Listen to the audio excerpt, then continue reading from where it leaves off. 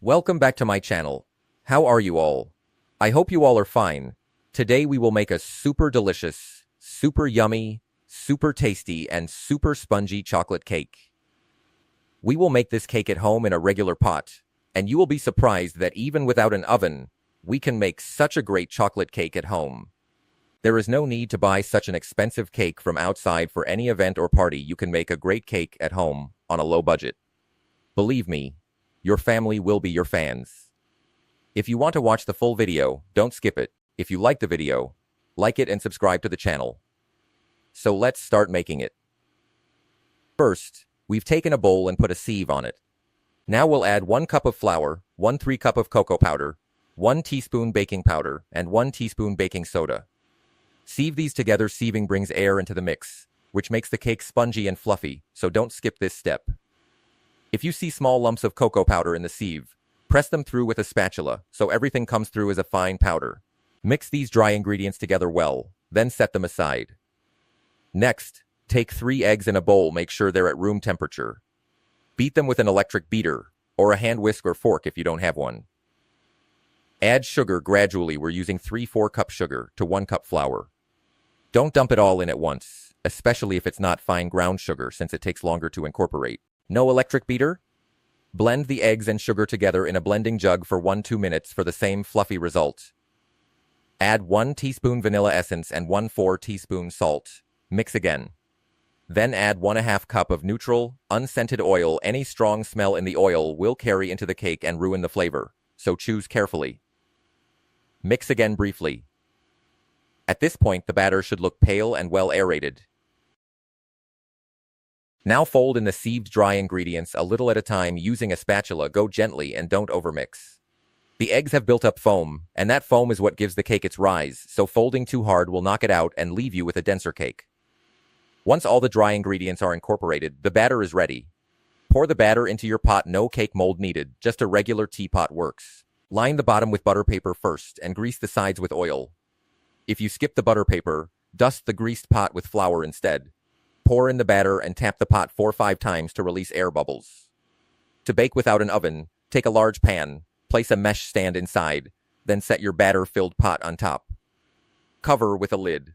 Heat on medium-high for 5 minutes first. Then drop to low flame and bake for 40-50 minutes. Don't check before the 40-minute mark. And avoid lifting the lid early. Letting the trapped heat escape too soon will stop the cake from rising properly. Check with a skewer after 40-45 minutes. If it's not done, give it another 10-12 minutes. This cake took about 50 minutes total. Once a skewer comes out clean, the cake is done. Let it cool completely under a cloth before handling. While the cake cools, make the frosting. Crush in a 1/2 cup of dark chocolate and set it in a pan. Heat the pan, then turn the flame very low and add 1 cup of heavy whipping cream, not dairy cream. Specifically heavy whipping cream, the kind used for cream cakes. Stir the chocolate and cream together continuously until glossy and fully combined. It's best to melt it with the flame off, using residual heat so it doesn't scorch. You can turn the flame back on briefly if needed, or use a double boiler for more control. High heat will burn the chocolate and ruin the batch. Once the glaze is smooth and shiny, cool it first at room temperature, then in the fridge for 1-2 hours to firm up further. Before chilling, set aside 1-2 spoons of glaze for decoration later. Once the cake has fully cooled, run a knife around the edges to loosen it. Then carefully flip it out of the pot. The butter paper lining should let it release cleanly. Peel off the butter paper. At this point you can see how spongy and moist the cake turned out.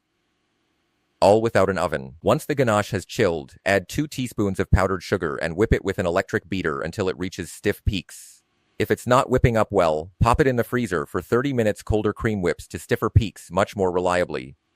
Once whipped, keep it chilled in the fridge so it doesn't soften. Slice the cooled cake into 3 even layers using a sharp knife. To assemble, spread a small amount of whipped cream on your serving plate first so the bottom layer doesn't slide. Place the first cake layer down. Then brush on sugar syrup a little at a time. This keeps the sponge moist. Spread a layer of whipped cream. Add the second cake layer.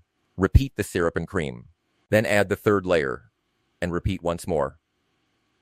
Cover the entire cake in whipped cream and smooth it out with a spatula. This part takes a little patience to get an even coat. Fill a piping bag with the reserved chocolate glaze, and decorate the top however you like. Then finish smoothing the edges with your spatula. And there it is, a beautiful chocolate cake made entirely at home in a pan. On a low budget. Refrigerate the finished cake for 3-4 hours so the cream and structure fully set. After that, take it out, the cream is set, the chocolate syrup is set, and it's ready to slice. Cut into the cake, and you'll see just how moist and soft it turned out, thanks to the sugar syrup soaking into the sponge under the cream. That's your triple layer chocolate cake done. That's a wrap on this one. If you enjoyed the video, please subscribe, like, and share. Thanks for watching.